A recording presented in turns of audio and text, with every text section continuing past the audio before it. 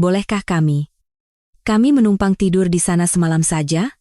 Di tengah malam musim hujan yang ganas, di tengah badai dan angin kencang, tangan gadis kecil yang menunjuk ke sebuah gudang tua di ujung halaman itu tampak pucat dan gemetar kedinginan. Di belakangnya, 5 anak lainnya saling berpelukan erat, menggigil hebat.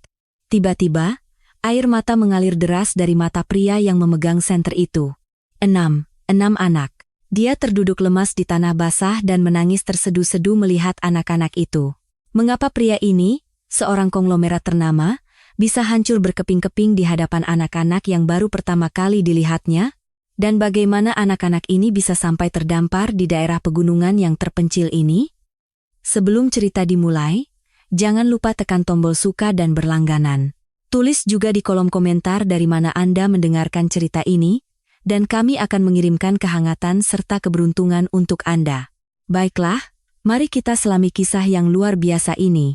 3 tahun lalu, di sebuah rumah kontrakan di Gang Sempit Jakarta, hiduplah sebuah keluarga dengan 7 anggota.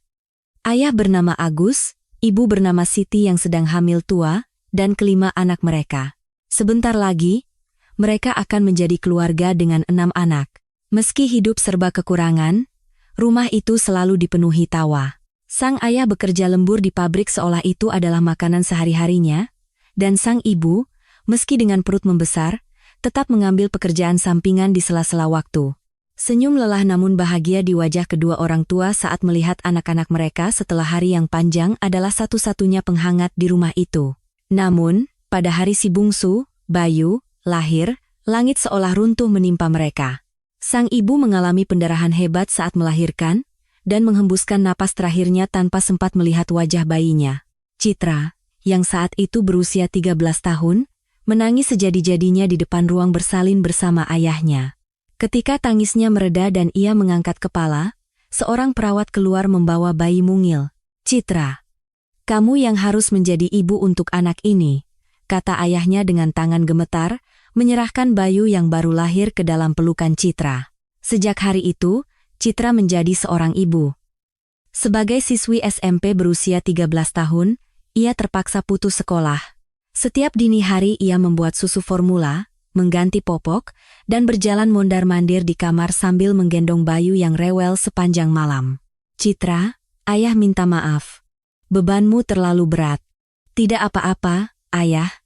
Biar aku yang merawat Bayu. Ayah carilah uang." Citra berusaha tersenyum. Tak ada yang tahu berapa banyak air mata yang ia telan di balik senyum itu. Hari-hari Citra dimulai pukul 5 pagi. Ia membuatkan susu untuk Bayu, lalu pada pukul 6, ia membangunkan adik-adiknya dan menyiapkan sarapan. Setelah mengantar adiknya yang kedua, Dewi, dan yang ketiga, Ratih, ke sekolah, serta mengantar Budi dan Sari ke PAUD, barulah ia bisa sedikit bernapas lega. Namun, istirahat hanyalah angan-angan. Ia harus mencuci pakaian, membersihkan piring, dan menyiapkan lauk untuk makan malam. Tangan gadis 13 tahun itu menjadi kasar dalam sekejap, dan punggungnya selalu terasa pegal. "Kak, kalau capek, aku bisa bantu," kata Dewi, adiknya yang kedua, dengan tatapan kasihan. Citra justru tersenyum cerah. "Tidak perlu. Kamu belajar saja, Dewi. Kamu tidak boleh sampai putus sekolah juga." Citra telah mengubur mimpinya, tetapi ia bertekad agar adik-adiknya bisa terus sekolah. Itu adalah janjinya pada almarhumah ibunya. Setiap malam, sambil memandangi wajah adik-adiknya yang tertidur, Citra berbisik dalam hati. "Ibu, aku akan merawat mereka dengan baik. Jangan khawatir." Di tengah hari-hari yang berat namun damai itu, suatu hari datang kabar bahwa ayahnya mengalami kecelakaan di pabrik. Citra segera berlari ke rumah sakit, sambil menggendong Bayu dan menggandeng tangan adik-adiknya. Namun, ayahnya sudah terbujur kaku dan dingin. "Ayah. Ayah." Citra meraung sambil memegang tangan ayahnya yang dingin. Adik-adiknya, yang tidak mengerti apa yang terjadi, ikut menangis. Beban yang tak tertanggungkan kini jatuh seluruhnya di pundak gadis 13 tahun itu. Selama proses pemakaman, seorang wanita asing muncul. Wanita bernama Riana itu mengaku sebagai kekasih ayahnya dan berjanji akan merawat anak-anak. "Anak-anak, jangan khawatir. Tante akan merawat kalian seperti ibu kandung kalian sendiri." Awalnya, Citra waspada. Namun, merawat 6 anak sendirian adalah hal yang terlalu berat dan mustahil baginya. Akhirnya, anak-anak itu menerima uluran tangan Riana. Saat itu, mereka tidak tahu bahwa tangan itu akan menyeret mereka ke tepi jurang. Kebaikan ibu tiri mereka, Riana, tidak bertahan lama. Setelah pemakaman selesai dan uang santunan kecelakaan kerja dari pabrik cair, sikapnya berubah 180 derajat. Tatapan hangatnya menjadi dingin, dan sorot matanya penuh dengan rasa jengkel setiap kali melihat anak-anak. Sampai kapan aku harus memberi makan anak orang lain? Riana sering melontarkan kata-kata itu. Citra hanya bisa menggertakkan gigi dan menahan diri. Ia tidak boleh terlihat lemah di depan adik-adiknya. Namun, hari yang ditakutkan pun tiba. Suatu hari, Riana memasukkan semua anak ke dalam mobil. Setelah perjalanan panjang, mereka tiba di sebuah panti asuhan kecil di daerah terpencil di Jawa Barat. "Ayo, turun, ini di mana, Tante?" tanya Citra. Tetapi Riana tidak menjawab. Ia hanya menurunkan barang-barang anak-anak di depan panti, lalu masuk ke mobil tanpa menoleh sedikit pun. "Tunggu, Tante. Lalu kami bagaimana?" Citra berlari dan memegang gagang pintu mobil. Barulah Riana menurunkan kaca jendelanya. "Tunggu di sini sebentar. Tante akan segera kembali menjemput kalian. Benarkah? Tante janji akan kembali, kan?" "Iya, sebentar lagi Tante datang. Jadi anak baik, ya." Mobil Riana melesat pergi, meninggalkan kepulan debu. Citra menatap mobil itu hingga hilang dari pandangan. Adik-adiknya berdiri berkerumun di belakangnya, bingung. Sejak hari itu, Riana tidak pernah muncul lagi. Seminggu, sebulan, bahkan musim pun berganti, ia tidak pernah kembali. Si bungsu Bayu, yang bahkan belum bisa berbicara dengan lancar, sering berdiri di depan jendela panti sambil menatap keluar. Mama. Setiap kali melihat itu, hati Citra terasa seperti disayat. Ia tidak tahu, Mama yang dicari Bayu adalah ibu kandungnya yang telah tiada, atau ibu tiri yang telah membuang mereka. Satu hal yang pasti, sekarang hanya dialah satu-satunya yang mereka miliki. Citra mengepalkan tangannya. "Aku akan melindungi mereka. Apapun yang terjadi, adik-adikku akan kulindungi." Kehidupan di panti asuhan tidaklah mudah. Adik-adiknya menangis setiap malam karena lingkungan yang asing, dan Citra tidak bisa tidur karena harus menenangkan mereka. Terutama Bayu, ia sempat tidak mau makan sama sekali. Rasa takut dikelilingi orang asing di tempat asing menekan jiwa kecilnya. "Bayu, kakak di sini. Tidak usah takut." Setiap malam, Citra memeluk Bayu dan menepuk-nepuk punggungnya.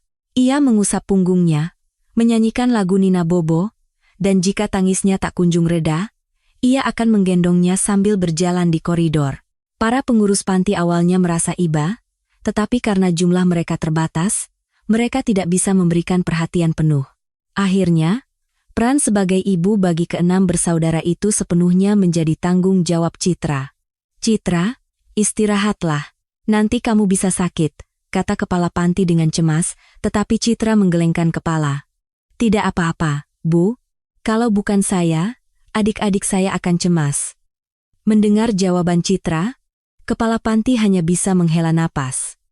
Itu bukanlah kata-kata yang pantas diucapkan oleh seorang anak berusia 14 tahun.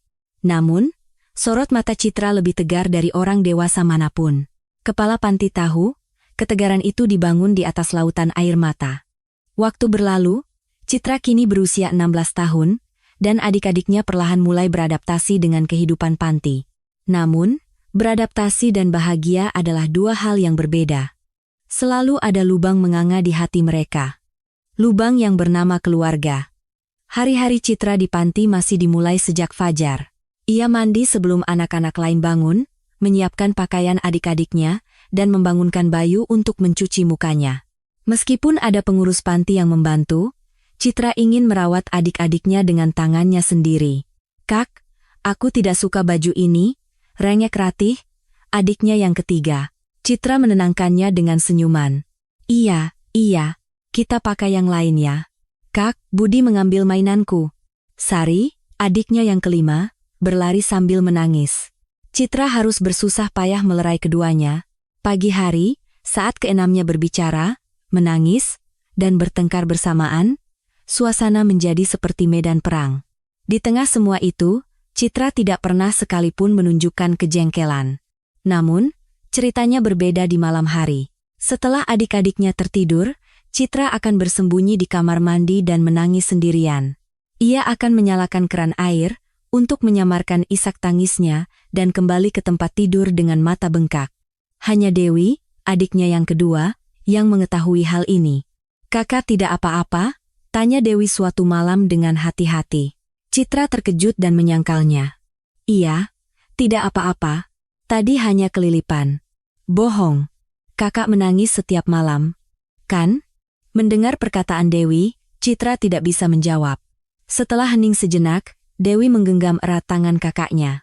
"Kak, aku sekarang sudah 14 tahun. Aku juga bisa membantu. Jangan memikul semuanya sendirian." Air mata kembali mengalir dari mata Citra. Namun, kali ini bukan air mata kesedihan. Ia hanya merasa sangat bersyukur karena adiknya menawarkan diri untuk berbagi beban. Waktu terus berjalan, sementara mereka saling mengandalkan satu sama lain. Luka mereka belum sembuh, tetapi setidaknya mereka berenam selalu bersama. Itu sudah cukup untuk membuat mereka bertahan.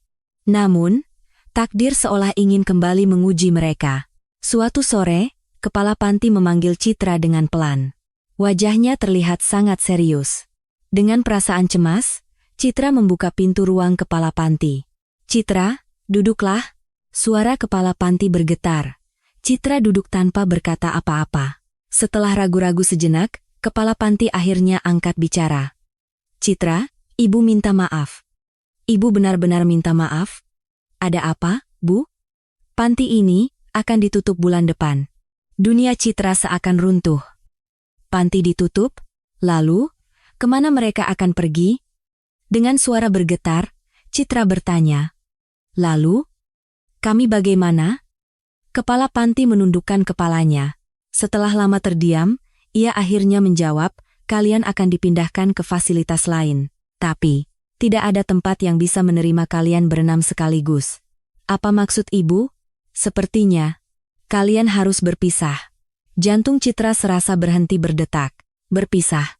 Kata itu terus terngiang di kepalanya. Citra bangkit berdiri. "Tidak boleh. Kami tidak bisa berpisah." "Citra, Ibu sudah mencoba mencari cara? Tapi, tolong, Bu, tolong. Asalkan kami bersama, kami tidak butuh apa-apa lagi. Kami hanya punya satu sama lain." Air mata Citra tumpah ruah. Kepala panti pun ikut menangis. Namun, kenyataan memang kejam. Panti yang mengalami kesulitan dana tidak punya pilihan lain. Malam itu, Citra memandangi satu persatu wajah adiknya yang tertidur. Dewi, Ratih, Budi, Sari, dan si bungsu Bayu yang tidur dengan pulas. Berpisah dari mereka? Ia bahkan tidak bisa membayangkannya. Citra menggertakkan giginya. "Baiklah, aku harus mencari cara. Apapun caranya, kita harus tetap bersama." Setelah kabar penutupan panti tersebar, Citra tidak bisa tidur selama berhari-hari. Ia harus menemukan jalan keluar. Berpisah dari adik-adiknya lebih menakutkan daripada kematian. Saat ibunya meninggal, saat ayahnya pergi, saat dibuang oleh ibu tiri, ia bisa bertahan melalui semua itu hanya karena adik-adiknya ada di sisinya. Kalau kita berpisah, bagaimana dengan Bayu? Citra memandangi wajah si bungsu yang tertidur. Baru berusia 3 tahun. Anak yang tidak mengenal wajah ibunya dan tidak mengingat wajah ayahnya. Jika ia juga pergi, Bayu akan benar-benar sendirian di dunia ini. Pada hari keempat, Citra mengambil keputusan. Kita kabur, kita pergi dari sini. Kemana saja, asalkan kita berenam bisa bersama. Ia tahu itu adalah pikiran yang nekat, tapi ia tidak bisa hanya duduk diam menunggu perpisahan. Malam itu, Citra memanggil Dewi dengan pelan. "Dewi, ada yang ingin kakak bicarakan." "Iya? Apa?" Citra menggenggam erat tangan adiknya. "Kita pergi dari sini." "Apa? Pergi? Kemana?" "Tidak tahu. Kemana saja, asalkan kita berenam bisa tetap bersama." Mata Dewi membulat. Ia menatap kakaknya tanpa berkata-kata untuk sesaat, lalu mengangguk. "Baik, Kak. Kalau kakak pergi, aku juga ikut." Citra memeluk erat adiknya. Kata terima kasih tertahan di tenggorokannya, tak sanggup ia ucapkan. Sebagai gantinya, ia memeluknya lebih erat. Malam itu, Citra diam-diam mengemasi barang. Tidak banyak yang bisa dibawa, beberapa potong baju, selimut kecil, dan sebuah foto ibu. Itulah seluruh harta mereka. Menjelang tengah malam, Citra membangunkan adik-adiknya satu persatu. Dewi membangunkan Ratih, sementara Citra membangunkan Budi dan Sari. Si bungsu akan ia gendong. "Kak, kita mau kemana?" tanya Budi yang berusia 7 tahun sambil mengucek matanya. Citra meletakkan jarinya di bibir dan berbisik. "SSTT, kita mau jalan-jalan." "Jalan-jalan? Sungguh?" "Iya. Kita akan pergi ke tempat yang menyenangkan. Jadi, ikuti kakak diam-diam, ya?" Mata Budi berbinar. Ratih yang berusia 10 tahun dan Sari yang berusia 5 tahun, meski masih mengantuk, mengikuti kakak-kakak mereka dengan tenang. Anak-anak itu tidak sepenuhnya mengerti situasinya, mereka hanya mengikuti karena kakak mereka yang menyuruh. Citra menggendong Bayu yang tertidur dengan hati-hati. Untungnya, Bayu tidak terbangun. Keenam bersaudara itu mengendap-endap melewati koridor menuju pintu belakang panti. Jantungnya berdebar kencang, tetapi Citra menggertakkan gigi dan terus melangkah. Saat pintu belakang dibuka, angin dingin menerpa wajah mereka. Di luar gelap gulita, tapi tidak ada jalan untuk kembali. Citra menggenggam erat tangan adik-adiknya dan melangkah ke dalam kegelapan. "Ayo, pelan-pelan. Jangan bersuara." Keenam bersaudara itu berhasil keluar dari pagar panti. Mereka tidak menoleh ke belakang. Mereka tidak tahu apa yang akan terjadi selanjutnya, kemana mereka akan pergi. Tapi setidaknya, saat ini, mereka berenam bersama. Itu sudah cukup. Setelah keluar dari panti, keenam bersaudara itu berjalan tanpa tujuan. Mereka tidak tahu kemana harus pergi. Mereka hanya ingin pergi jauh, ke tempat di mana tidak ada yang bisa menemukan mereka. Namun, langit seolah tidak berpihak pada mereka. Tak lama setelah mulai berjalan, hujan mulai turun. "Kak, dingin," kata Ratih dengan suara bergetar. Gigi Budi dan Sari juga saling bergemeletuk. Citra memeluk Bayu yang digendongnya lebih erat sambil menenangkan adik-adiknya. "Sabar sedikit, ya. Sebentar lagi kita akan menemukan tempat yang hangat." Namun, hujan semakin deras. Angin bertiup kencang menusuk tulang. Pakaian tipis anak-anak itu basah kuyup dalam sekejap. Citra berdoa dalam hati dengan putus asa. "Tuhan, tolong, biarkan kami menemukan tempat berteduh. Dimanapun itu." Entah sudah berapa lama mereka berjalan. Saat tersesat di jalan setapak pegunungan, mata Citra menangkap seberkas cahaya redup. Sebuah villa terpencil. Jantung Citra berdebar kencang. Ia tidak mungkin masuk ke rumah orang. Tapi jika terus di luar seperti ini, mereka semua bisa mati kedinginan. Citra berkeliling di sekitar villa. Saat itulah matanya menangkap sebuah gudang kayu kecil di ujung halaman. Di dalamnya terlihat tumpukan karung goni dan dedaunan kering. "Di sana, kita berteduh dari angin di sana saja." Citra membawa adik-adiknya masuk ke dalam gudang itu. Meskipun dingin, setidaknya mereka terlindung dari angin. Citra mengumpulkan karung goni dan daun kering, menebarkannya di lantai, dan menyuruh adik-adiknya duduk di atasnya. "Ayo, semuanya berkumpul."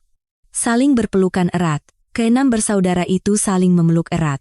Mereka mencoba bertahan dari dingin dengan berbagi kehangatan tubuh. Si bungsu Bayu merengek dalam tidurnya, dan Citra terus menepuk-nepuk punggungnya untuk menenangkannya. Dewi memeluk adik-adiknya yang lebih kecil, dan Ratih menggenggam erat tangan Budi dan Sari.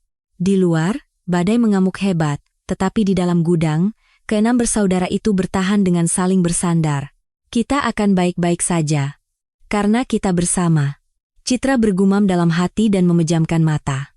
Pada saat yang sama, di dalam villa, seorang pria sedang melewati malam tanpa bisa tidur. Bima Prakasa, Presiden Direktur Muda dari Nusantara Group. Di usianya yang ke-38, ia memiliki kekayaan triliunan rupiah, tetapi matanya kosong. Saat ia duduk di sofa ruang tamu sambil menatap kosong keluar jendela, telinganya samar-samar menangkap sebuah suara. Suara apa itu? Di sela-sela deru angin, terdengar suara lain. Seperti suara tangisan bayi, atau rengekan. Awalnya Bima mengira itu hanya halusinasi. Sejak kehilangan istri dan keenam anaknya dalam kecelakaan 3 tahun lalu, Ia sering mengalami halusinasi pendengaran, mendengar suara tawa anak-anaknya. Namun, suara itu terus berlanjut. Bima bangkit dengan tubuh berat dan mengambil senter. Dengan sedikit harapan, ia membuka pintu depan dan melangkah keluar. Badai begitu dahsyat. Angin dingin terasa menusuk wajahnya. Bima menyorotkan senter ke sana kemari, memeriksa halaman. Saat itulah, ia mendengar suara dari arah gudang di ujung halaman. Bima perlahan mendekat. Saat ia menyorotkan cahaya senter melalui celah pintu gudang, Bima membeku di tempat. Di atas tumpukan karung goni, anak-anak berkerumun, menggigil kedinginan. 1, 2, 3. 6 anak. Mereka saling memeluk erat, dengan wajah pucat pasi. Apa ini? Suara rintihan keluar dari mulut Bima. Saat itu, gadis yang tampaknya paling tua tiba-tiba membuka matanya. Gadis itu terkejut melihat pria asing dan refleks melindungi adik-adiknya di belakangnya. Siapa Anda? Citra melindungi adik-adiknya, sambil waspada terhadap pria asing itu. Jantungnya berdebar kencang. Ketika pria itu melangkah maju, Citra semakin rapat melindungi adik-adiknya. Kami bukan orang jahat, kata Citra dengan suara bergetar. Bima hanya menatap anak-anak itu tanpa berkata apa-apa. Pakaian basah kuyup, bibir membiru, dan bahu-bahu kecil yang gemetar. Hati Bima terasa hancur. Apa yang kalian lakukan di sini? Kami tidak punya tempat tujuan, jawab Citra sambil menunduk. Hening sejenak. Citra memberanikan diri mengangkat kepala. Pak, bolehkah kami menumpang tidur di gudang ini semalam saja? Besok pagi kami akan langsung pergi. Tolong, Pak. Citra menunjuk sudut gudang dengan tatapan memohon. Mata Bima goyah. Ini bukan kandang ayam. Ini gudang untuk menyimpan barang-barang. Oh, iya. Pak, kalau begitu, boleh kami tidur di sini semalam saja? Tidak boleh. Suara tegas Bima membuat wajah Citra pucat pasi. Bagaimana ini? Kalau kami diusir, kami tidak punya tempat tujuan. Saat Citra hendak membuka mulut dengan putus asa, Bima mendahuluinya. Kalian bisa mati kedinginan kalau tidur di tempat seperti ini. Masuklah ke rumahku. Hah? Citra tidak percaya dengan apa yang didengarnya. Bima tidak menjawab, tatapannya terpaku pada anak bungsu yang menggigil. Seorang anak laki-laki berusia sekitar 3 tahun. Tertidur pulas di gendongan seseorang. Saat itu, wajah lain terlintas di benak Bima. Wajah putra bungsunya, Juna, yang berada dalam pelukannya 3 tahun lalu. 6 anak. Suara Bima pecah. 6 anak. Anak-anak yang hilang darinya juga berjumlah 6. Lutut Bima lemas. Ia terduduk di tanah yang basah, dan air mata mengalir deras dari matanya. Citra bingung melihat pria itu tiba-tiba hancur. Orang dewasa yang asing menangis di hadapan mereka. Ia tidak mengerti apa yang terjadi. Pak? Bapak kenapa? Tanya Citra hati-hati, tetapi Bima tidak bisa menjawab. Ia hanya bisa menatap anak-anak itu sambil terisak. 3 tahun lalu, wajah anak-anaknya yang tertawa bahagia saat akan pergi berlibur terlintas di benaknya. Momen kecelakaan lalu lintas itu, saat hanya ia yang selamat sementara istri dan ke-6 anaknya meninggal. Kenangan tragis itu kembali. Setelah menangis cukup lama, Bima akhirnya mengangkat kepala. Dengan mata basah, ia menatap anak-anak itu, dan mengulurkan tangannya yang gemetar. Kalian pasti sangat kedinginan. Ayo, masuk. Bima bangkit dengan terhuyung-huyung. Tanpa ragu, ia mengambil bayu dari gendongan Citra. Citra sedikit terkejut, tetapi di mata Bima tidak ada niat jahat sama sekali. Sebaliknya, matanya dipenuhi kesedihan dan kerinduan yang tak terlukiskan. Ayo, semuanya bangun. Kita masuk ke rumah dan makan sesuatu yang hangat. Bima mengulurkan tangannya pada anak-anak. Meskipun Citra masih waspada, kondisi adik-adiknya sangat parah. Bibir Budi dan Sari membiru, dan Rati gemetar hebat. Mereka tidak bisa lagi berada di luar kedinginan. Adik-adik, bangun. Citra membantu adik-adiknya berdiri. Ke-6 bersaudara itu mengikuti pria asing itu masuk ke dalam villa.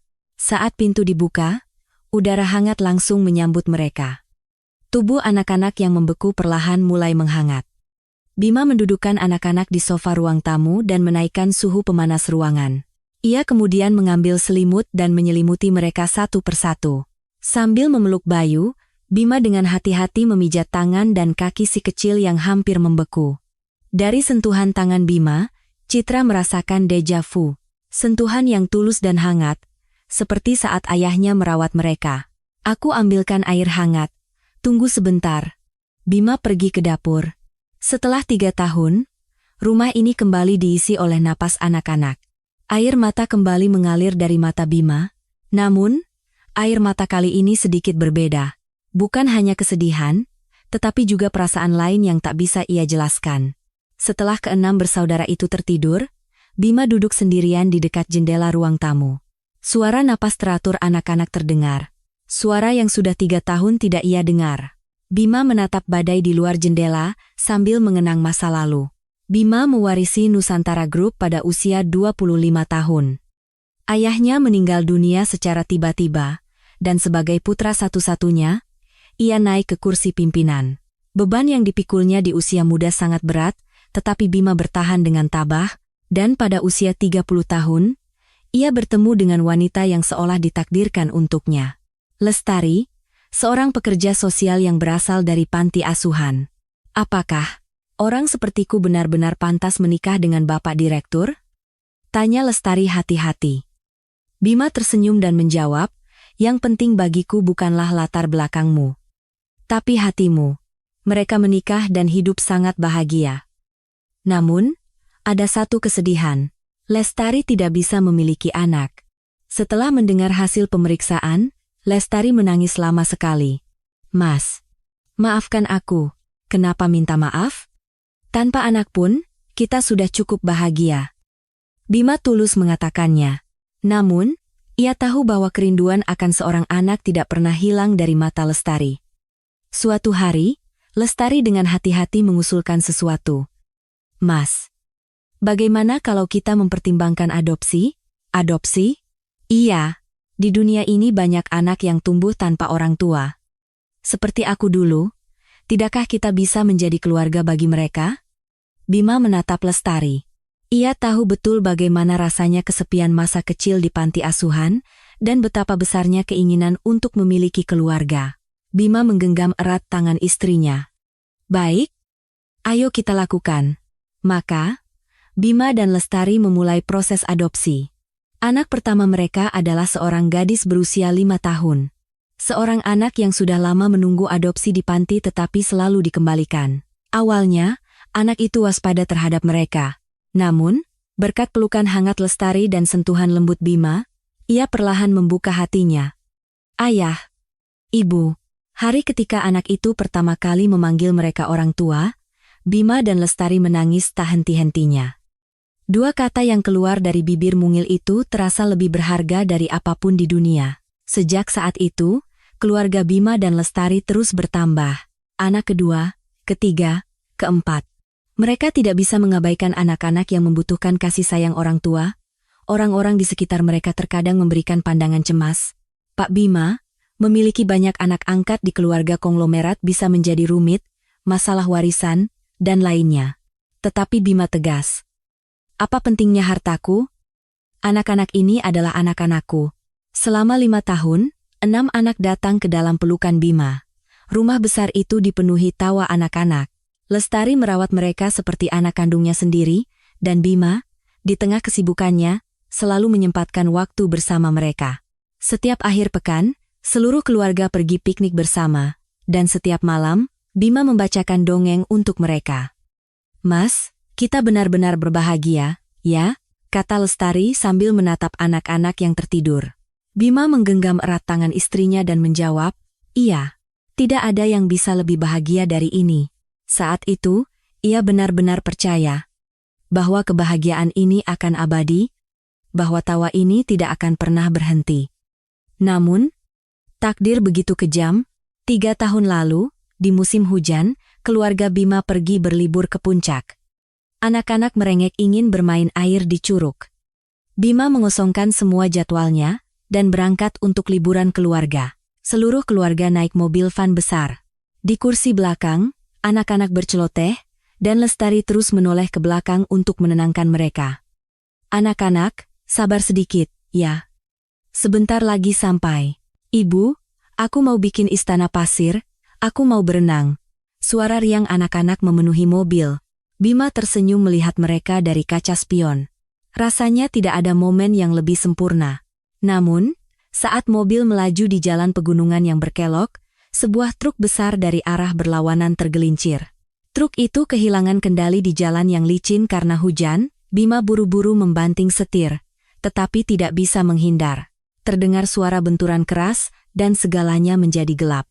Ketika Bima sadar, ia sudah berada di ranjang rumah sakit. Seluruh tubuhnya sakit seperti remuk, tetapi yang pertama kali ia pikirkan adalah istri dan anak-anaknya. Bima berteriak sekuat tenaga. "Lestari! Anak-anak!" Tim medis yang datang mencoba menenangkannya. Bima meronta-ronta, "Di mana istri dan anak-anaknya? Tolong jawab." Namun, yang ia dapatkan hanyalah keheningan.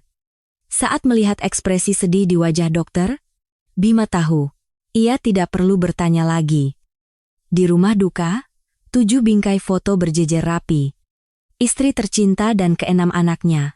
Bima menangis terseduh-seduh di hadapan mereka. Mengapa hanya ia yang selamat? Mengapa ia tidak ikut mati? Ia hanya bisa menyalahkan dirinya sendiri. Sejak saat itu, Bima melepaskan segalanya. Pekerjaan di perusahaan ia serahkan pada bawahannya dan ia mengurung diri di villa puncak ini. Ia tidak sanggup tinggal di rumah Jakarta yang penuh kenangan bersama keluarganya. Di villa, ia melewati hari-harinya dengan mabuk. Tidak makan, tidak tidur, tidak tertawa. Ia hanya bertahan hidup seperti mayat, 3 tahun berlalu seperti itu. Dan malam ini, di hadapannya, muncul 6 orang anak. Malam itu, Bima tidak bisa tidur. Ia mondar-mandir di ruang tamu tempat anak-anak tertidur, memandangi wajah mereka satu persatu. Wajah-wajah kecil yang bernapas dengan teratur. Pemandangan yang sudah 3 tahun tidak ia lihat. Bima dengan hati-hati menyelimuti mereka, menahan napas agar tidak membangunkan mereka.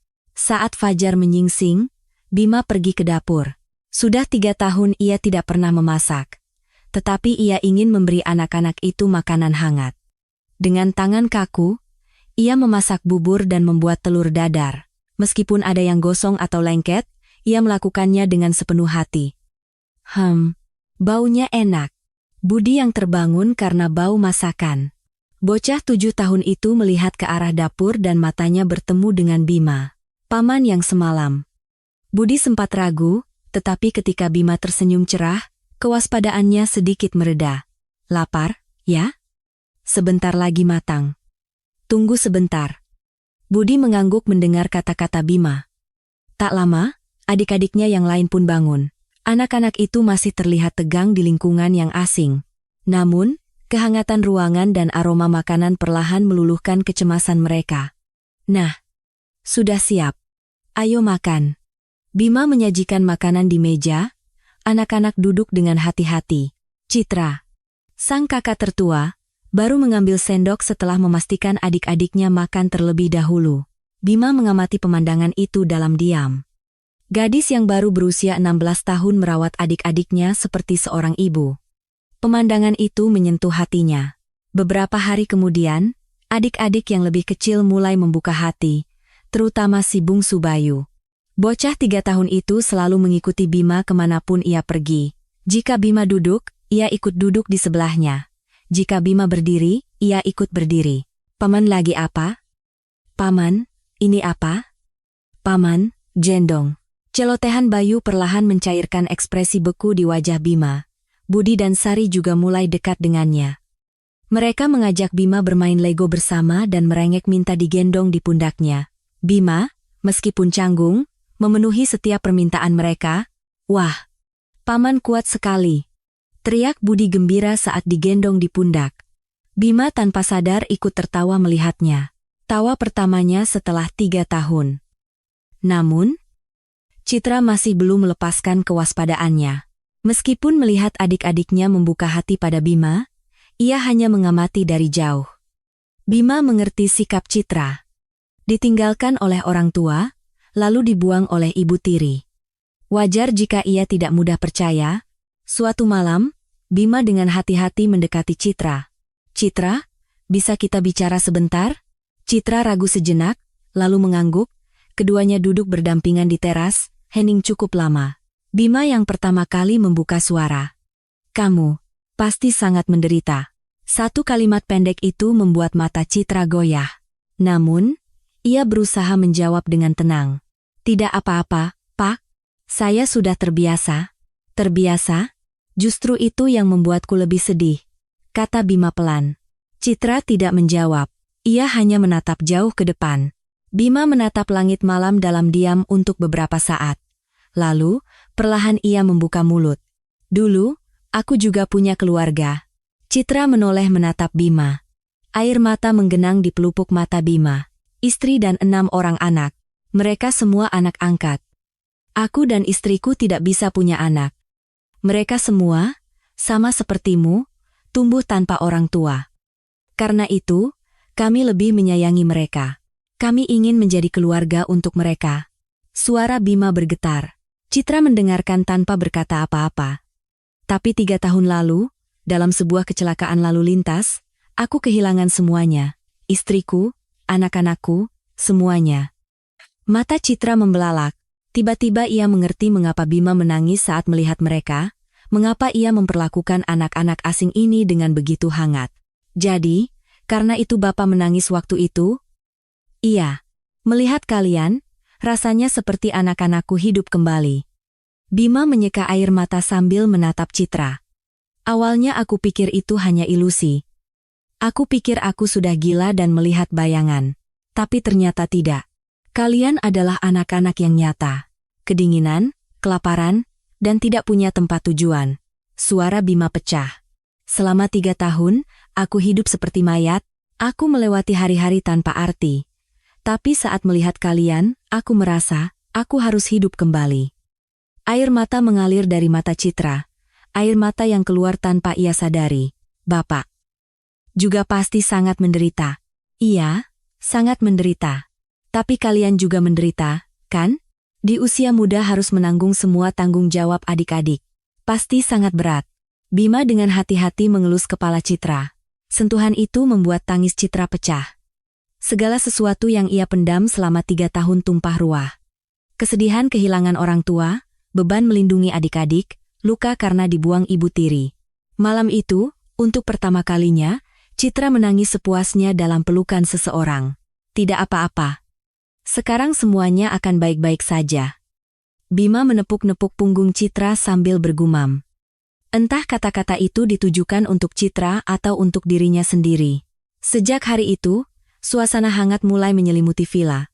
Bima bangun pagi-pagi setiap hari untuk memasak, dan Citra membantunya merawat adik-adik. Suasana canggung di antara mereka perlahan berubah menjadi rutinitas yang alami.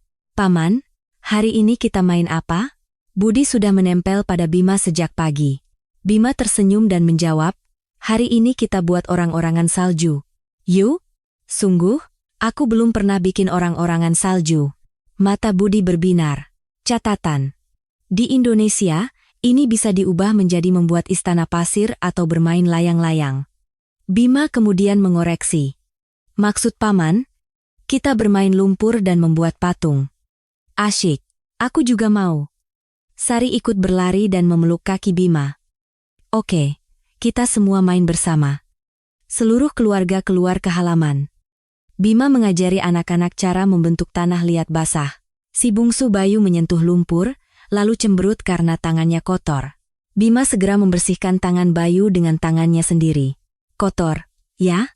Biar Paman bersihkan. Iya. Bayu langsung memeluk Bima.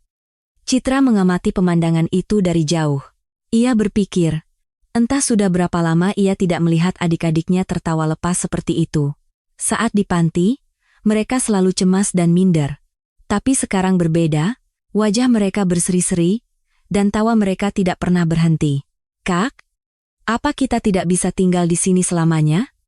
Tanya Rati sambil menempelkan hidung pada patung lumpurnya. Citra tidak bisa menjawab. Ia sangat menginginkannya. Tetapi ini adalah rumah orang lain, dan Bima adalah orang asing. Mereka tidak bisa terus-menerus merepotkannya. Malam itu, setelah anak-anak tidur, Bima termenung lama. Seminggu yang lalu, ia hidup seperti orang mati. Setiap hari mabuk dan kadang berpikir untuk mengakhiri hidupnya. Tapi sekarang berbeda. Pagi hari ia harus menyiapkan sarapan untuk anak-anak, siang hari bermain bersama mereka, dan malam hari memastikan mereka tidur nyenyak. Kesibukan itu, rutinitas itu, membuat Bima hidup kembali. Aku tidak bisa melepaskan anak-anak ini. Bima bertanya pada dirinya sendiri. Apakah ini karena rasa bersalah pada anak-anakku yang telah tiada? Atau karena aku benar-benar mulai menyayangi mereka? Ia merenung selama beberapa hari. Dan ia menyadari, jawabannya adalah keduanya. Ia memang teringat pada anak-anaknya yang telah meninggal, tetapi terlepas dari itu, keenam bersaudara ini telah menjadi sangat berharga baginya. Keesokan paginya, Bima mengumpulkan anak-anak. Mereka duduk berkerumun di ruang tamu, bertanya-tanya ada apa. Bima menatap wajah mereka satu persatu dengan perlahan. Ada yang ingin paman sampaikan pada kalian? Bima berkata dengan serius. Wajah Citra menegang. Jangan-jangan kami disuruh pergi? Rasa cemas melintas di benaknya. Namun, kata-kata Bima selanjutnya sama sekali di luar dugaan. Maukah kalian menjadi keluarga paman? Mata anak-anak membulat. Citra, Dewi, bahkan adik-adik yang lebih kecil, semua menatap Bima dengan bingung. Aku ingin menjadi ayah kalian. Secara resmi mengadopsi kalian dan menjadi keluarga yang sesungguhnya. Mata Bima memerah. Tentu saja, kalau kalian tidak mau, tidak apa-apa. Aku tidak memaksa, aku hanya menyampaikan perasaanku. Hening sejenak, anak-anak saling berpandangan. Yang pertama kali angkat bicara adalah si bungsu Bayu. Ayah? Paman jadi ayah? Iya? Bayu? Paman ingin menjadi ayahmu. Bayu tiba-tiba berlari dan memeluk Bima. Hore, aku punya ayah. Bocah 3 tahun itu mungkin tidak sepenuhnya mengerti situasinya. Tapi ia tahu kehangatan yang terkandung dalam kata ayah. Budi dan Sari ikut berlari ke arah Bima. Aku juga mau punya ayah.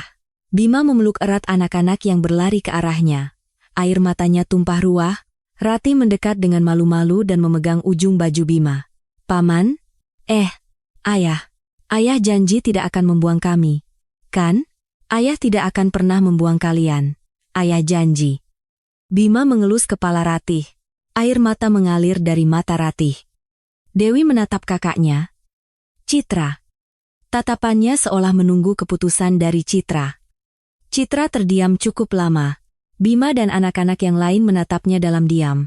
Kak, panggil Dewi hati-hati. Citra membuka mulut dengan suara bergetar. Bapak, serius? Sangat serius. Tidak ada yang lebih serius dari ini. Kami berenam?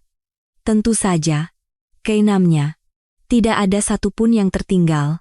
Tangis Citra pecah. Meskipun ia menggigit bibirnya, isak tangisnya tetap terdengar. Entah betapa ia merindukan kata-kata itu.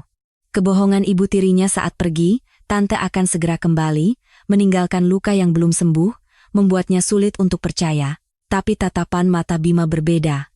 Tidak ada kebohongan di sana, terima kasih. Ayah. Citra untuk pertama kalinya memanggil Bima ayah. Satu kata itu membuat Bima dan Citra menangis tersedu-sedu. Anak-anak yang lain berlari dan memeluk mereka berdua. Hari itu, ketujuh orang itu berjanji untuk menjadi keluarga yang sesungguhnya. Sehari setelah berjanji untuk menjadi keluarga, Bima langsung bertindak. Ia menghubungi pengacaranya dan mencari tahu dokumen yang diperlukan untuk proses adopsi. Pekerjaan di perusahaan yang telah ia abaikan selama 3 tahun juga mulai ia urus kembali. Ia ingin menciptakan lingkungan terbaik untuk anak-anaknya. Pak Bima, sudah lama sekali tidak bertemu. Tono, asisten pribadi Bima, menyambutnya dengan gembira. Ia adalah bawahan setia yang telah menjaga perusahaan selama Bima absen. Terima kasih atas kerja kerasmu selama ini. Mulai sekarang, aku akan kembali bekerja. Benarkah, Pak? Kabar Bapak kembali adalah berita terbaik. Tono sangat gembira. Ia penasaran dengan alasan Bima bangkit kembali, tetapi ia tidak bertanya. Ia bisa melihat cahaya yang berbeda di mata Bima. Cahaya yang tidak ada 3 tahun lalu. Beberapa hari kemudian, Bima mengunjungi sebuah firma hukum untuk berkonsultasi mengenai proses adopsi anak-anak secara resmi.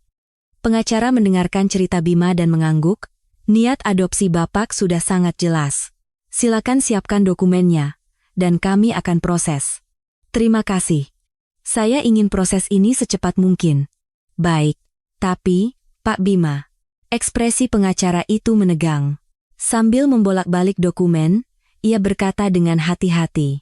Apakah Bapak sudah memeriksa siapa wali sah anak-anak ini? Wali? Bukankah mereka dari panti, jadi kepala panti walinya? Masalahnya, saat anak-anak ini diserahkan ke panti, proses pelepasan hak asuh tidak dilakukan dengan benar. Alis Bima mengerut. Ia tidak langsung mengerti. Pengacara itu menunjukkan sebuah dokumen. Setelah ayah kandung mereka meninggal, ibu tiri mereka, Riana, masih memegang status sebagai wali sah. Dia tidak menandatangani surat pelepasan hak asuh saat menyerahkan mereka ke panti. Apa maksud Anda? Wanita itu telah membuang mereka. Secara faktual memang dibuang, tetapi secara hukum, haknya belum dilepaskan. Di atas kertas, Nyonya Riana masih menjadi wali mereka. Kepala Bima terasa pening. Wanita yang menelantarkan anak-anak di panti dan menghilang masih menjadi wali mereka, ini tidak masuk akal. Lalu, bagaimana saya bisa mengadopsi mereka? Diperlukan persetujuan dari Nyonya Riana. Dia harus setuju untuk melepaskan hak asuhnya atau mengalihkannya. Tangan Bima gemetar. Wanita yang tidak pernah mencari anak-anak itu selama 3 tahun. Ia harus mendapatkan persetujuannya untuk bisa merawat mereka? Kemarahan memuncak di dadanya. Bisakah Anda menemukan wanita itu? Akan kami selidiki. Mungkin butuh waktu. Tolong secepat mungkin. Bima meninggalkan firma hukum, sambil mengepalkan tangannya. Ia berjanji akan melindungi anak-anak itu, apapun yang terjadi. Seminggu kemudian, pengacara menghubunginya. Mereka telah menemukan keberadaan Riana. Bima berkata ia ingin menemuinya langsung. Ia ingin melihat dengan mata kepalanya sendiri orang seperti apa wanita itu. Tempat pertemuan adalah lobi sebuah hotel di Jakarta. Ketika Bima tiba, seorang wanita duduk dengan kaki disilangkan. Pakaiannya mewah, riasannya tebal. Melihat Bima, ia tersenyum sinis dan berdiri. Wah, seorang presidir grup besar datang sendiri. Suatu kehormatan. Itu adalah Riana. Melihat tatapan matanya, Bima tahu wanita ini tidak akan mudah menyerah. Bima duduk dan langsung ke pokok permasalahan. Tolong tanda tangani surat pelepasan hak asuh. Saya akan mengadopsi anak-anak itu. Riana tertawa kecil. Seolah ia sudah menunggunya. Aduh, terburu-buru sekali. Tanpa basa-basi langsung ke intinya. Saya hanya akan mengatakan apa yang perlu. Tolong tanda tangani. Saya sih mau saja, kata Riana santai sambil menyilangkan kakinya. Tapi saya juga punya masalah. Uang asuransi dari ayah anak-anak itu sudah habis. Akhir-akhir ini hidup saya sulit. Mata Bima menjadi dingin. Ia tahu apa yang diinginkan wanita ini. Berapa yang Anda mau? Hahaha, Bapak memang cepat mengerti. 1 miliar. Apa? 1 miliar rupiah. Dengan jumlah itu, saya akan melepaskan hak asuh. Bagi seorang presidir Nusantara Group, 1 miliar bukan apa-apa, kan? Bima marah hingga giginya bergemeletuk. Wanita ini ingin menjual anak-anak yang telah ia buang. Namun, Bima menahan emosinya. Marah di sini hanya akan memperumit masalah. Akan saya pertimbangkan. Jangan terlalu lama berpikir. Siapa tahu pikiran saya berubah? Riana tersenyum licik dan bangkit dari kursinya. Bima menatap punggungnya, sambil mengepalkan tangan. Anak-anak itu ditinggalkan pada wanita seperti ini? Memikirkannya saja sudah membuat dadanya sesak. Setelah meninggalkan hotel, Bima menelepon Tono, asistennya. Selidiki wanita bernama Riana. Dari 3 tahun lalu sampai sekarang, apa saja yang dia lakukan? Semuanya. Baik, Pak. Bima menutup telepon sambil bergumam. 1 miliar. Baiklah, tapi sebagai gantinya, aku akan mengungkap siapa dirimu yang sebenarnya. Ada yang aneh. Tidak mencari anak-anak selama 3 tahun, lalu tiba-tiba meminta uang dalam jumlah besar. Dan dari tatapan Riana, Bima merasa ada sesuatu yang disembunyikan. Bima punya firasat, wanita ini menyimpan rahasia yang lebih besar. Bima kembali ke villa dan merenung lama. Haruskah ia memberitahu anak-anak tentang situasi ini? Ia sulit memutuskan. Namun, Citra sudah berusia 16 tahun. Bukan anak kecil lagi. Ia pikir, lebih baik jujur daripada menyembunyikannya. Malam itu, setelah adik-adiknya tidur, Bima memanggil Citra. Citra, bisa kita bicara sebentar? Citra merasa ada yang tidak beres dari ekspresi Bima. Saat mereka duduk berhadapan di ruang tamu, Bima membuka suara. Ada masalah dengan proses adopsi. Masalah? Masalah apa-apa? Ibu tirimu, Riana, ternyata diperlukan persetujuannya agar adopsi bisa dilanjutkan. Wajah Citra menegang. Ibu tiri, mendengar nama itu saja sudah membuatnya merinding. Aku sudah menemuinya, tapi dia meminta uang. 1 miliar, baru dia mau melepaskan hak asuhnya. Dia, benar-benar bilang begitu? Suara Citra bergetar. Bima mengangguk. Karena itu, sekarang aku sedang menyuruh orang untuk menyelidikinya. Kita harus tahu orang seperti apa dia untuk bisa menghadapinya. Citra terdiam lama. Ia mengepalkan kedua tangannya, seolah sedang mengambil keputusan. Lalu, perlahan ia membuka mulut. Ayah, ada yang ingin saya sampaikan. Bima menatap Citra. Hatinya menghangat saat Citra memanggilnya ayah. Namun, ekspresi Citra sangat muram. Dia, ibu tiri itu. Dia melakukan banyak hal jahat pada kami. Citra melanjutkan dengan suara bergetar. Awalnya dia pura-pura baik, hanya di depan ayah. Tapi kalau ayah tidak ada, dia berubah total. Berubah bagaimana? Dia tidak memberi kami makan. Kalau ayah lembur, kami kelaparan. Kalau adik-adik menangis karena lapar, dia mengurung mereka di kamar karena berisik. Wajah Bima mengeras. Tangannya terkepal dengan sendirinya. Kalau kami mengadu pada ayah, kami akan dihukum lebih parah. Jadi kami diam saja. Aku juga melarang adik-adik untuk bicara. Air mata menggenang di mata Citra. Dia hanya mengincar uang ayah. Uang hasil kerja keras ayah dihabiskan untuk membeli baju dan tasnya. Ayah tidak tahu, karena ayah terlalu sibuk. Bima menggertakkan giginya. Membayangkan penderitaan anak-anak itu saja sudah membuat hatinya hancur. Tapi, ayah, Citra berhenti sejenak. Sepertinya ada hal lain yang ingin ia sampaikan. Bima menunggu dengan sabar. Hari ayah meninggal. Ada yang aneh. Aneh? Iya. Pagi itu, ibu tiri menyuruh ayah membawa mobil. Biasanya ayah naik angkot ke tempat kerja. Mobilnya selalu dipakai ibu tiri, jadi ayah tidak boleh pakai. Tatapan Bima menajam. Tapi hari itu, dia menyuruh ayah membawa mobil. Sikapnya aneh sekali, sangat baik. Ayah juga heran, tapi hanya berterima kasih dan pergi. Itu terakhir kalinya kami melihatnya. Air mata mengalir dari mata Citra. Nanti, waktu polisi datang, aku dengar, remnya blong. Rem mobil ayah. Bima terdiam setelah mendengar cerita Citra. Rem blong. Dan ibu tiri yang hari itu menyuruh membawa mobil. Terlalu banyak kebetulan yang mencurigakan. Citra, apa kamu pernah menceritakan ini pada polisi? Tidak, Pak. Waktu itu saya masih kecil dan hanya mengira itu kecelakaan biasa. Tapi setelah dipikir-pikir lagi, rasanya aneh.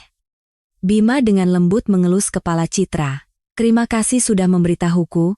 Ayah, jangan-jangan dia sengaja melakukannya? Suara Citra bergetar. Bima tidak bisa menjawab. Belum ada yang pasti. Tetapi firasatnya mengatakan, ini bukan kecelakaan biasa. Malam itu, Bima menelepon Tono. Perluas penyelidikan. Cari catatan kecelakaan lalu lintas 3 tahun lalu atas nama Agus. Penyebab kecelakaan, rincian penerimaan uang asuransi, semuanya. Baik, Pak.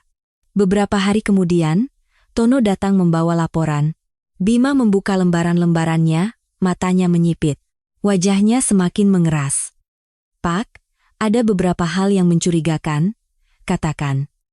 Pertama, 2 hari sebelum kecelakaan, Nyonya Riana mendaftarkan asuransi jiwa atas nama suaminya. Uang pertanggungan sebesar 200 juta rupiah. Mata Bima berkilat, Dan setelah memeriksa catatan servis mobil, ternyata seminggu sebelum kecelakaan, mobil itu baru saja dari bengkel. Catatan bengkel menunjukkan tidak ada masalah dengan rem. Itu artinya, setelah dari bengkel, ada seseorang yang merusak remnya.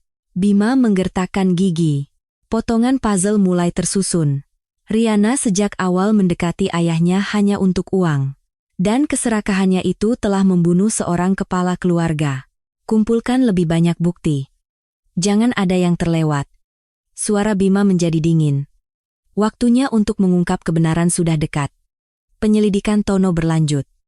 Seluruh sumber daya Nusantara Group dikerahkan. Dan 2 minggu kemudian, bukti krusial akhirnya ditemukan. Pak, sudah ketemu. Tono menyerahkan laporan dengan wajah tegang. Bima membuka dokumen itu, kami berhasil memulihkan rekaman dashcam dari hari kecelakaan. Bukan hanya dari mobil korban, tapi juga dari mobil-mobil di sekitarnya. Apa yang ditemukan? Malam sebelum kecelakaan, Nyonya Riana terekam sedang berada di bawah mobil di area parkir. Sekitar 15 menit lamanya. Mata Bima membelalak, dan setelah dicocokkan dengan catatan bengkel, hasil forensik menunjukkan adanya kerusakan buatan pada saluran minyak rem. Tono mengeluarkan dokumen lain. Selain itu, kami juga berhasil mendapatkan riwayat pencarian internet Nyonya Riana. Sebulan sebelum kecelakaan, dia mencari kata kunci seperti minyak rem, kecelakaan rem blong, pencairan dana asuransi kematian, dan sebagainya. Bima meletakkan dokumen itu, tangannya gemetar karena marah. Ini bukan kecelakaan. Ini adalah pembunuhan berencana. Laporkan ke polisi. Baik, Pak. Akan segera kami proses. Bima menatap keluar jendela. Wanita yang membunuh ayah anak-anak itu, yang membuang mereka, dan yang mencoba menjual mereka demi uang. Waktunya untuk membuka topengnya telah tiba. Beberapa hari kemudian, Riana ditangkap. Tuduhannya adalah pembunuhan berencana untuk mendapatkan uang asuransi. Ia terus mengelak. Aku tidak melakukan apa-apa. Ini jebakan. Namun, di hadapan bukti-bukti, kebohongannya tidak berdaya. Persidangan dimulai. Ruang sidang dipenuhi ketegangan, di kursi pengunjung, Bima duduk. Citra dan Dewi juga ada di sana. Adik-adik yang lain ditinggal di villa, tempat ini bukan untuk mereka. Riana, yang duduk di kursi terdakwa, masih memasang wajah angkuh. Seolah ia tidak bersalah sama sekali. Namun, saat jaksa mulai menunjukkan bukti satu persatu, wajahnya mulai retak. Terdakwa, 2 hari sebelum kematian korban Agus, telah mendaftarkan asuransi jiwa atas namanya dengan uang pertanggungan 200 juta rupiah. Jaksa menampilkan salinan polis asuransi di layar. Kelopak mata Riana berkedut. Selain itu, malam sebelum kecelakaan, terdakwa terekam oleh dashcam mobil lain sedang berada di bawah mobil korban. Video diputar. Di parkiran yang gelap, terlihat jelas Riana celingukan sebelum merangkak ke bawah mobil. Suara gumaman terdengar dari kursi pengunjung. Apa yang Anda lakukan saat itu? Tanya pengacaranya. Riana menjawab dengan suara gemetar, ada barang yang jatuh ke bawah mobil. Saya mencarinya. Selama 15 menit? Sela jaksa dengan dingin. Bibir Riana menjadi kering. Dan hasil pemeriksaan ahli menunjukkan adanya bekas kerusakan buatan pada saluran minyak rem mobil korban.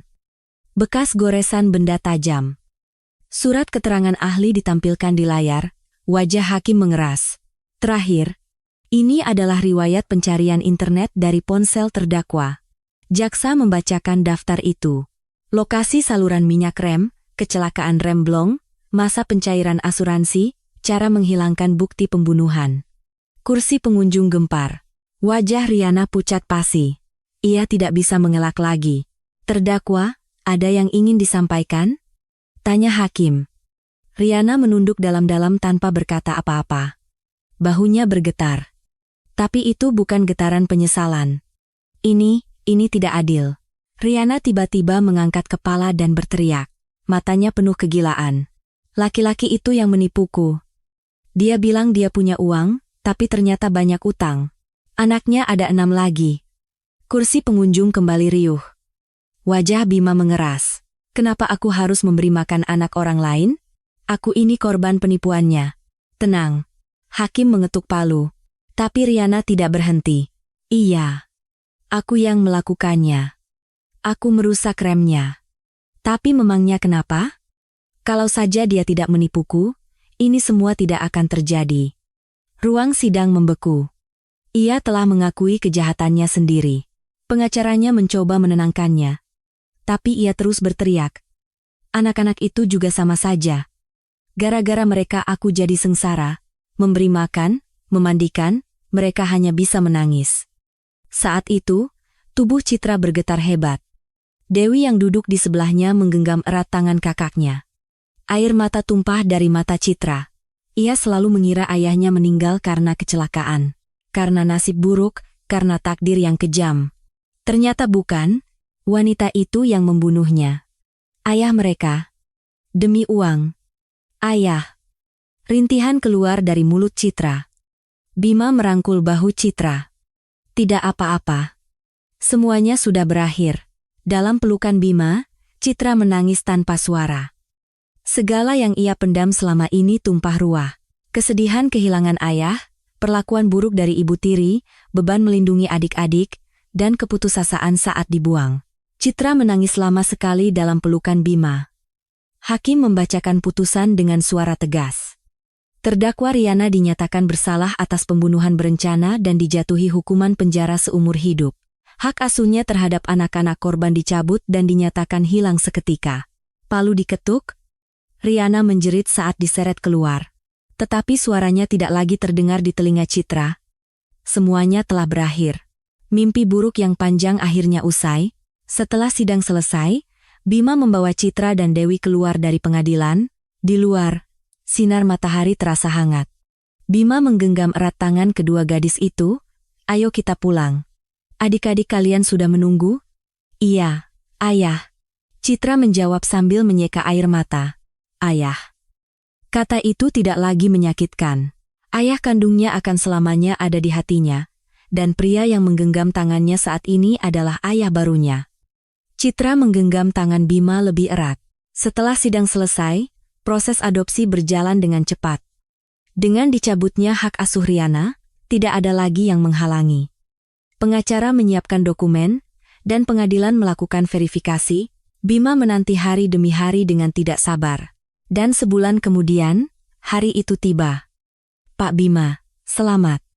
Adopsinya telah disetujui secara final. Saat menerima telepon dari pengacaranya, tangan Bima gemetar. Ia tidak percaya. Bima terdiam lama. Pak Bima, masih di sana? Ah, iya. Terima kasih. Terima kasih banyak. Setelah menutup telepon, Bima terduduk di ruang tamu. Air matanya tumpah ruah. 3 tahun lalu, ia kehilangan segalanya dan hidup seperti mayat. Ia pikir, ia tidak akan pernah memiliki keluarga lagi. Ternyata, Tuhan memberinya kesempatan kedua. Ayah, kenapa menangis? Si bungsu Bayu mendekat dan menatap wajah Bima. Bima menyeka air mata dan menggendong Bayu. Ayah tidak menangis. Ayah bahagia. Kalau bahagia kenapa menangis? Orang kalau terlalu bahagia juga bisa menangis. Sayang. Bayu memiringkan kepalanya. Kata-kata itu terlalu sulit untuk anak 3 tahun. Bima tersenyum sambil memeluk Bayu erat. Bayu, kita sekarang benar-benar keluarga. Benaran? Ayah jadi ayahku benaran? Iya. Ayah jadi ayahmu benaran. Selamanya. Senyum cerah merekah di wajah Bayu. Bima memanggil semua anak ke ruang tamu. Citra, Dewi, Ratih, Budi, Sari, dan Bayu duduk berkerumun di sofa. Mereka menatap Bima, bertanya-tanya ada apa. Ayah, ada apa? Tanya Ratih. Bima menatap wajah anak-anaknya satu persatu dengan perlahan. Lalu ia membuka mulut. Hari ini ayah dapat kabar. Adopsi kita disetujui. Hening sejenak. Anak-anak mencoba mencerna arti kata-kata itu. Yang pertama bereaksi adalah Dewi. Jadi, benaran? Kita sekarang benar-benar keluarga? Iya. Sekarang kalian secara hukum adalah anak-anak ayah. Tangis Dewi pecah. Ratih juga mulai menangis. Budi dan Sari tidak begitu mengerti. Tetapi melihat kakak-kakak mereka menangis, mereka ikut berkaca-kaca. Kita tidak akan berpisah lagi, kan? Tanya Budi sambil sesenggukan. Bima mengelus kepala Budi. Tentu saja tidak. Tidak ada lagi yang bisa mengambil kalian. Ayah akan melindungi kalian. Janji? Iya, janji. Bima mengulurkan jari kelingkingnya. Budi mengaitkan jari kelingkingnya. Sari juga ikut mengaitkan jarinya. Tak lama, jari-jari keenam bersaudara itu saling terkait. Citra, sang kakak tertua, hanya menatap dari jauh. Bima menatapnya. Citra, kamu tidak ikut? Citra tidak menjawab, ia perlahan mendekat. Lalu memeluk Bima. Suaranya bergetar. Terima kasih. Ayah, terima kasih banyak. Seharusnya ayah yang berterima kasih. Kalian yang membuatku hidup kembali. Air mata juga mengalir dari mata Bima. Anak-anak yang lain berlari dan memeluknya. Ketujuh orang itu berpelukan, menangis, dan tertawa bersama. Kehangatan keluarga yang telah hilang 3 tahun lalu, kini kembali mengisi hidup Bima. Malam itu, Bima menyiapkan makan malam bersama anak-anak. Dulu, ia hanya minum alkohol sebagai pengganti makan. Tapi sekarang berbeda. Ia memasak lauk kesukaan anak-anak, menanak nasi, dan menata meja makan. Citra dan Dewi membantunya. Ayah, ini ditaruh di mana? Taruh di atas meja saja. Rati membawa piring, dan Budi serta Sari menata sendok. Si bungsu Bayu duduk di kursinya, mengayun-ayunkan kaki sambil menunggu makan. Bima tersenyum melihat pemandangan itu. Pemandangan makan malam yang biasa. Tapi bagi Bima, itu adalah momen paling berharga di dunia. Setelah makan, Bima bertanya pada anak-anak, bagaimana kalau kita pindah ke Jakarta? Jakarta, mata Citra membulat. Iya, di sini terlalu terpencil. Kalau di Jakarta, kalian bisa sekolah, bisa punya teman. Bima teringat rumahnya di Jakarta yang telah ia hindari selama 3 tahun. Tempat yang penuh kenangan dengan istri dan anak-anaknya. Tempat yang menakutkan baginya. Tapi sekarang berbeda. Ia ingin menciptakan kenangan baru bersama keluarga barunya. Saya. Sekolah? Tanya Citra hati-hati. Sudah lebih dari 3 tahun ia putus sekolah karena merawat adik-adiknya. Tentu saja. Kamu juga harus sekolah, Citra. Mau ikut ujian paket C atau kembali ke sekolah formal? Terserah kamu. Ayah akan mendukung semuanya. Air mata menggenang di mata Citra. Sesuatu yang bahkan tidak pernah ia impikan. Bima menggenggam tangan Citra. Citra, kamu sekarang bukan lagi ibu bagi adik-adikmu, kamu juga putri ayah. Kamu boleh punya mimpimu sendiri. Bibir Citra bergetar. Seumur hidup, baru kali ini ada yang mengatakan padanya bahwa ia boleh bermimpi. Ayah. Iya? Dulu. Saya ingin jadi guru. Bagus. Kalau begitu, jadilah guru. Ayah akan mendukungmu. Citra menangis dalam pelukan Bima. Adik-adiknya mendekat dan memeluk mereka berdua. Di ruang tamu kecil villa itu, tawa dan tangis ketujuh orang itu bercampur menjadi satu. Malam musim hujan itu dingin dan panjang, tetapi rumah ini dipenuhi kehangatan. Setahun berlalu. Di rumah Bima yang mewah di salah satu perumahan elit Jakarta, setiap pagi selalu ramai dengan suara berisik. Budi, cepat bangun. Nanti telat sekolah. 5 menit lagi. 5 menit lagi. Tidak bisa? Bangun sekarang. Suara Ratih menggema di koridor. Ratih yang kini berusia 11 tahun, telah menjadi penanggung jawab membangunkan adik-adiknya. Saat Budi menarik selimut menutupi kepalanya, Sari yang kini berusia 6 tahun melompat ke atas kakaknya. Kak Budi? Bangun. Sarapan. Aduh. Iya. Iya. Aku bangun. Budi akhirnya menyerah. Di dapur lantai bawah, Bima sedang menyiapkan sarapan. Di sebelahnya, Citra sedang membuat telur gulung. Citra, hari ini les jam berapa? Jam 2. Yah. Nanti aku pulang dulu sebelumnya. Citra yang berusia 17 tahun sedang mempersiapkan diri untuk ujian paket C. Meskipun ada jeda 3 tahun, ia belajar dengan giat dan cepat mengejar ketertinggalan. Selangkah demi selangkah, ia menuju mimpinya menjadi seorang guru. Jangan terlalu diforsir. Pelan-pelan saja. Tidak apa-apa, ayah. Belajar itu menyenangkan. Citra tersenyum cerah. Wajah yang sama sekali berbeda dari setahun lalu. Dulu wajahnya selalu tegang dan cemas, kini ia ceria dan bersemangat seperti gadis remaja pada umumnya. Anak-anak satu persatu berkumpul di meja makan. Meja makan menjadi penuh sesak dengan 7 anggota keluarga. Bima tersenyum melihat pemandangan itu. Pemandangan yang setahun lalu bahkan tidak bisa ia bayangkan. Dewi, anak kedua, kini duduk di kelas 3 SMP. Awalnya ia kesulitan beradaptasi, tetapi sekarang ia punya banyak teman. Ia berbakat dalam seni rupa dan masuk klub seni. Beberapa waktu lalu, ia bahkan memenangkan lomba menggambar. Ayah, lihat ini. Aku yang gambar. Dewi menunjukkan buku sketsanya, sebuah gambar 7 anggota keluarga yang tertawa bersama. Mata Bima berkaca-kaca. Wah, Dewi pintar sekali menggambarnya.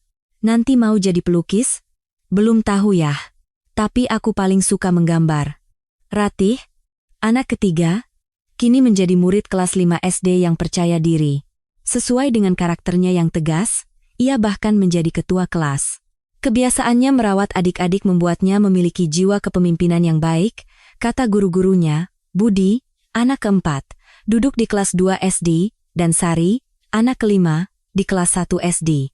Dua bersaudara itu bersekolah di tempat yang sama dan saling menjaga. Pemandangan Budi yang dengan gagah mengantar Sari ke sekolah sudah terkenal di lingkungan mereka. Dan si bungsu Bayu yang berusia 4 tahun mulai masuk taman kanak-kanak. Awalnya ia menangis tidak mau ditinggal, tetapi sekarang ia bermain dengan gembira bersama teman-temannya. Ayah, tadi di sekolah belajar nyanyi, loh? Oh ya, coba nyanyikan untuk ayah. Saat Bayu menunjukkan kebolehannya, seluruh keluarga akan bertepuk tangan. Setiap kali melihat itu, hati Bima terasa hangat. Bima sendiri juga banyak berubah. Ia kembali ke perusahaan yang telah ia abaikan selama 3 tahun dan mulai bekerja lagi. Namun, ia tidak lagi gila kerja seperti dulu. Pagi hari ia sarapan bersama anak-anak, dan sore hari ia berusaha pulang sedini mungkin. Akhir pekan, seluruh keluarga pergi jalan-jalan. Pak Bima, Bapak banyak berubah sekarang, kata Tono suatu hari. Bima tersenyum dan menjawab, oh ya? Bagaimana? Dulu tatapan mata Bapak seperti orang mati. Sekarang, Bapak hidup. Bima tertawa kecil mendengar itu. Memang benar. Setahun yang lalu, ia tidak hidup, ia hanya bernapas. Tapi sekarang berbeda. Setiap pagi, ia bahagia saat membuka mata. Hanya dengan melihat wajah anak-anaknya, ia merasakan arti kehidupan. Suatu minggu sore, seluruh keluarga berkumpul di ruang tamu. Bima mengeluarkan sebuah album foto lama. Di dalamnya, penuh dengan foto-foto selama setahun terakhir. Wah, ini foto waktu Natal tahun lalu. Teriak Budi sambil menunjuk sebuah foto. Foto 7 anggota keluarga di depan pohon Natal. Semuanya memakai topi merah dan tersenyum cerah. Ini waktu kita lihat bunga sakura mekar di Cibodas? Rati menunjuk foto lain. Foto keluarga yang sedang piknik di bawah pohon sakura. Semua tertawa melihat foto Bayu yang wajahnya penuh dengan es krim. Bayu lucu sekali. Aku tidak lucu. Bayu cemberut, tetapi akhirnya ikut tertawa. Bima merasa terharu melihat pemandangan itu. Ia teringat malam badai setahun yang lalu. 6 anak yang gemetar, sambil berpelukan di gudang tua. Dan dirinya yang hidup seperti mayat. 7 jiwa yang terluka bertemu dan saling menyembuhkan. Anak-anak memberinya alasan untuk hidup kembali, dan Bima memberi mereka sebuah rumah yang aman. Ayah lagi mikirin apa? Tanya Citra. Bima tersenyum dan menjawab, hanya berpikir. Betapa bersyukurnya ayah kalian datang ke dalam hidup ayah. Kami yang lebih berterima kasih, ya. Ayah yang menyelamatkan kami. Bukan. Kalian yang menyelamatkanku. Bima menatap anak-anaknya. Selama 3 tahun, ayah hidup seperti orang mati. Ayah pikir tidak akan pernah bisa bahagia lagi. Tapi setelah bertemu kalian, semuanya berubah. Kalian yang membuat ayah hidup kembali. Mata anak-anak berkaca-kaca. Bima merentangkan kedua tangannya. Sini, semuanya. Ke-6 bersaudara itu berlari dan memeluk Bima. Ke-7 orang itu berpelukan erat untuk waktu yang lama. Ada yang menangis, ada yang tertawa. Semua itu bercampur menjadi satu kehangatan. Darah mereka mungkin tidak sama, tetapi mereka adalah keluarga yang paling erat di dunia. Luka mengenali luka, kesepian memeluk kesepian. Begitulah, 7 keping hati yang hancur disatukan menjadi sebuah keluarga yang utuh. sebuah takdir ajaib yang dimulai dari sebuah gudang dingin di pegunungan terpencil. Ini adalah kisah tentang 7 jiwa yang terluka yang saling menyembuhkan dengan kehangatan satu sama lain, kisah keluarga terindah di dunia. Terima kasih telah mendengarkan sampai akhir. Bagaimana cerita hari ini? Jika cerita ini menghangatkan hati Anda, jangan lupa tekan tombol suka dan berlangganan. Komentar dukungan dari Anda akan menjadi kekuatan besar bagi kami untuk terus menyajikan cerita yang lebih baik. Sampai jumpa di cerita selanjutnya.